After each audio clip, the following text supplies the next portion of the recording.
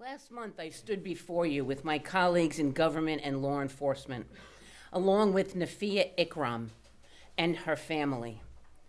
I told you that our investigation into the disturbing 2021 attack on that young woman was ongoing. Today, I am here to announce that we have indicted another person responsible for the horrific acid attack that forever changed Nafia's life. We never stopped investigating this case, and we believe we have in custody the man who carried out this attack. In February, we indicted 29-year-old Terrell Campbell on first-degree assault and other charges for allegedly ambushing Nafia at her home that March night and throwing acid in her face and on her body. This morning, 31-year-old Shaquille Coke of Brooklyn was arrested and arraigned here in Mineola on grand jury indictment charges of 2 counts of first-degree assault, criminal possession of a weapon in the 4th degree, and unlawfully possessing noxious materials. He was remanded by the judge moments ago. If convicted, he faces up to 25 years in prison. When I announced the Terrell Campbell indictment, we talked about law enforcement's efforts to run down every lead, locate every piece of evidence and every clue to find Nafia's attacker and anyone else involved in the assault over these past years. We have been able to obtain video evidence, cell phone records, and other technological evidence. We have conducted dozens of interviews, some of which are continuing, to solve this crime. That evidence led us to Shaquille Coke, Nafia Ikram's ex-boyfriend. Coke is also old friends with the attacker, Terrell Campbell. In fact, they went to high school together. Coke is also a Hofstra graduate, which is where he met Nafia. He is currently in school pursuing a nursing degree. As we investigated this crime, it became clear to us that there were 2 individuals in the car that sped from the scene after Nafia was doused with the sulfuric acid.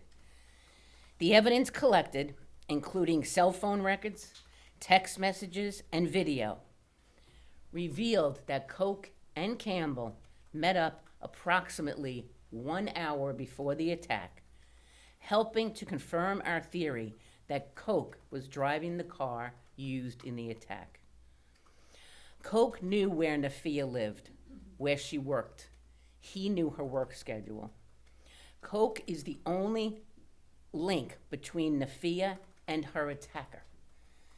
Digging deeper, our investigation revealed a twisted game that Coke allegedly played out in the weeks before the attack. On a fake Snapchat handle named Wheezy Durrell, created by this jealous, possessive ex looking for dirt on Nafia. Hiding behind a pseudonym, the defendant began messaging Nafia.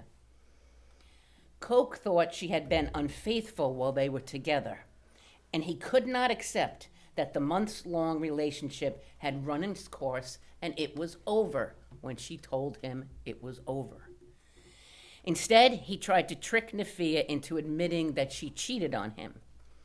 He tried to get her to talk about how serious their relationship was. He was licking his wounds and wanted information he would use against her. And apparently, he did not like the answers he got back. 2 months after the attack, Coke continued to reach out to Nafia. Ever the coward, this time by using a spoofed telephone number. He began sending vulgar messages to her about sex and referencing the attack that scarred her for life. The defendant disgustingly and cruelly called Nafia Freddy Krueger. Coke spun many tales in the early days of this investigation, trying to distance himself and give police theories on what might have happened to Nafia. all the while harboring the dark secret that it was his jealousy and obsession that were the real motive behind this crime. He also denied knowing anyone who drove a red sedan, or more specifically, a red Nissan Altima, which we also know is not true. His good friend, Terrell Campbell, drove a red Nissan Altima, as the evidence shows. Finally, after Campbell was arrested, Coke, interviewed by the police, admitted that he told Campbell he wanted something, and I quote, devastating to happen to Nafia. That karma would take care of her. Now, I don't know if I believe in karma, but I believe in justice, and justice has come knocking for Mr. Coke.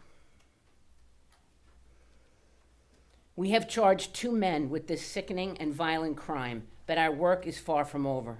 We continue to investigate as we prosecute and strengthen this case, just as we've done for the past 5 years. I want to say again, my office and our partners at the Nassau County Police Department were never going to rest until we solved this case. And I want to thank the hardworking men and women of the Nassau County Police Department and Commissioner Patrick Ryder for the time and work they put into this case with my assistant district attorneys. We are going to see this through for Nafia and her family. This was a young woman mere steps away from safety. A few yards separated her from an ordinary night and an ambush that robbed her of the typical life a 21-year-old woman should have. Coke and Campbell's vicious and vindictive attack cost Nafia her sight in one eye and has forced her into a life of surgeries and pain.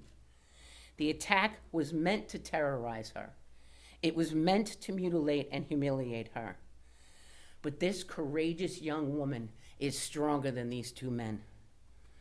And although tragically, she told us she spent years looking over her shoulder because of their actions, I hope after these indictments, she will never fear that way again.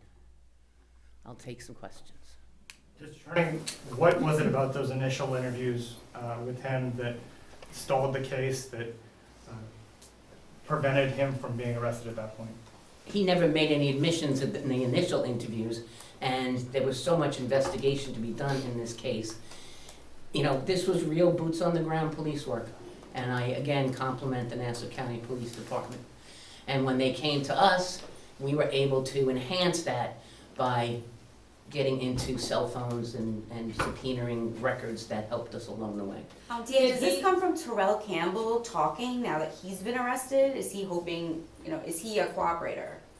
No, what I said was that this came from the information we were able to gather from cell phone records, electronic video, things like that. Has he shed any light, though, that helped you, Mr. Campbell? I'm not even aware if we've spoken to him yet.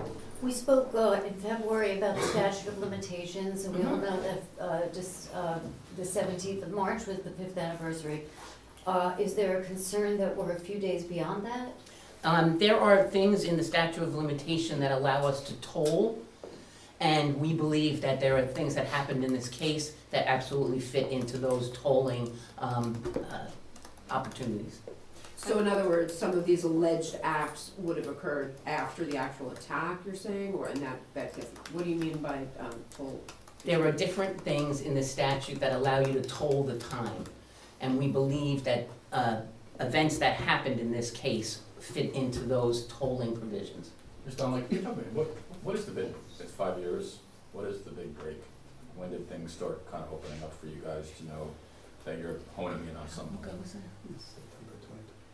Yeah, September 2025, I would say, is when the big break or the big connection was started to come about. Which was? The connection between the ex-boyfriend, him, and information coming forward about Campbell. You did mention that there have been dozens of interviews, some of which are continuing. To whatever extent you can elaborate on that, could that also mean that there could be other arrests in this case? I don't want to comment because it's an ongoing investigation about the possibility of other arrests, but I will say, we investigate and we interview people, anybody who comes forward and says, I have information or I saw something that night. And sometimes after we put the pieces together, we go back and continue to interview them to maybe something jars in their mind. And could there possibly be, with this arrest, now that you have 2 arrests, maybe even other people coming forward with new information that you don't have yet? That would be the possibility and why we continue investigating and continue interviewing. Someone might come forward with information about Shaquille Coke that we're not aware of. So we Can you give understand, us an so we, update? Can you give us an update whether there was a payment or not regarding this case? Because it was mentioned the last time during the previous arrest. And I can't talk about that now because it is an ongoing investigation. Whether so he we was understand, what was the differentiation in September of 2025? Like, what was happening in that time that changed? things? Information was coming forward about these 2 individuals. Like, knowing each other or being Yes. connected in some way? Yes. Couple more? And so with all the overwhelming evidence, you guys have pulled from the messages and everything else, what kind of took the police so long to make this connection?